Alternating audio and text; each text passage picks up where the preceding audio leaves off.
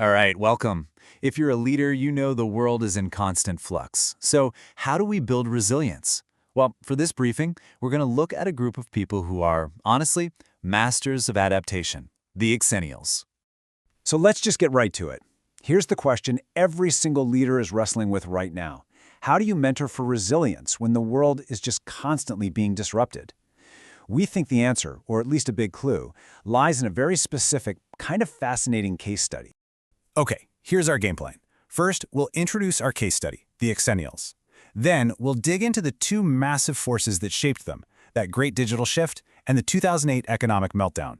We'll see how all that created this kind of paradoxical mindset, and, most importantly, what you can actually do with that knowledge as a leader.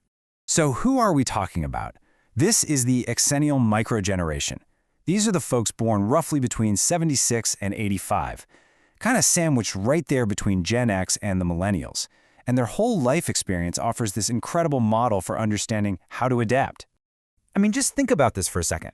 We're not talking about going from an iPhone 12 to an iPhone 13. We're talking about going from a rotary phone to the launch of the very first iPhone. That's not an upgrade. It's a complete reality shift. And it happened right when they were most impressionable. This was the first major event that really hardwired resilience right into their DNA. So let's dive into that first big challenge. We'll call it the Great Digital Shift. And this wasn't some slow, gradual change. For them, it really felt like a sudden break in the timeline. And it just happened to hit at a really significant moment for their brains. Just look at this progression. Their childhood, completely analog. No internet, boredom was a normal part of life, and you had to figure out how to solve it yourself. Then, as teens, they got that first taste of a connected world with that iconic screeching sound of dial-up. And boom, by the time they're young adults, high-speed internet is just everywhere. That's three totally different worlds, all before they even turn 25. And here's the wild part. The science behind why their experience is so unique. All of this chaos, this massive technological change, it was happening while their prefrontal cortex, the brain's command center for adaptation, was still super flexible, super plastic. What does that mean? It means they learned the new digital world like a native speaker, but they never ever lost their accent from the analog world they came from. And that created this really profound difference in how they relate to the past, to memory. Think about it. Back in their analog youth, if you had an embarrassing moment, it was fluid. It would fade over time. It would turn into a funny story.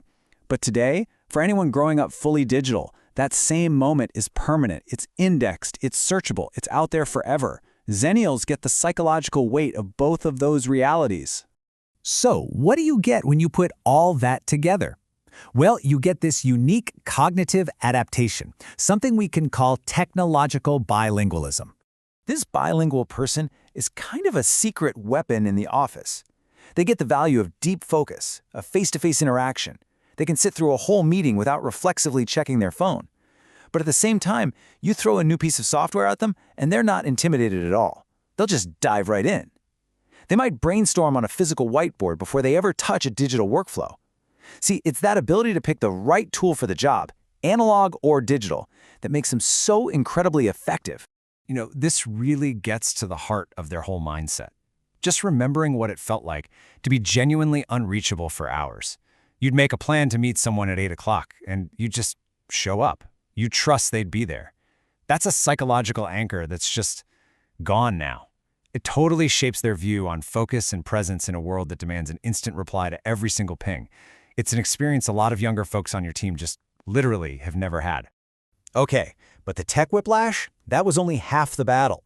Just as they were finally getting their feet under them in this brand new world, a totally different kind of shockwave hit, and it hit them right at the most vulnerable point in their careers.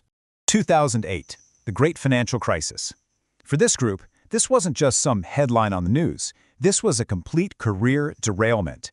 They were in their late 20s, early 30s, that perfect launchpad moment when you're supposed to be building wealth, climbing the ladder. And then, the floor just fell out. And this is the crucial takeaway here. When you experience that kind of economic trauma right at the beginning of your career, it instills this deep-seated caution. It fundamentally changes how you think about risk, how you plan for the future. It creates this little voice in the back of your head that says, yeah, but this could all fall apart again. So, what happens when you smash these two foundational experiences together?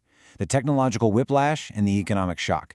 Well, you forge this really unique, kind of paradoxical psychological profile. It's like they have two operating systems running at once. On one side, you've got that classic Gen X skepticism. That comes from an unsupervised analog childhood where you had to figure stuff out on your own. But on the other side, you've got this core millennial optimism.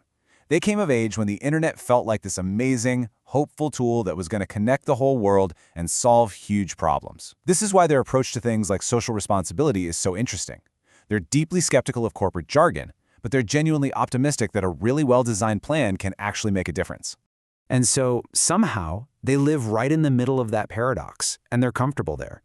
They can be doubtful about big, grand promises, but incredibly optimistic about practical solutions. They can be fiercely independent, but also amazing team players. They're fluent in both digital and analog. All right, so what's the point of all this? What does this case study really offer us as leaders? Well, it gives us an actionable blueprint, a way to mentor resilience in any team, no matter what generation they're from. Okay, here it is, the blueprint. Step 1, actively value your bilingual thinkers. These are your natural translators who can bridge gaps between different teams and ways of working. Step 2, mentor for balance. Actively teach your teams when a quick face-to-face chat will solve a problem way faster than 100 back-and-forth messages. Step 3, acknowledge career shocks. Really understand that someone who started their career during a massive downturn is going to have a totally different relationship with risk. And finally, and this is the big one, champion adaptability as a core skill. It's not some generational quirk. It is the key to survival in today's world. You know, if there's one thing to take away from all this, it's that the environment you grew up in doesn't have to be your destiny.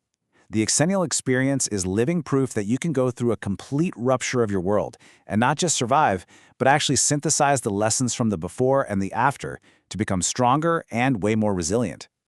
So I'll leave you with this one question to take back to your team. Forget the generational labels for a second. Who are the people in your organization who can bridge worlds, who can think in different modes and hold those paradoxes without breaking a sweat? Find those people, because they are your key to navigating whatever disruption is coming next.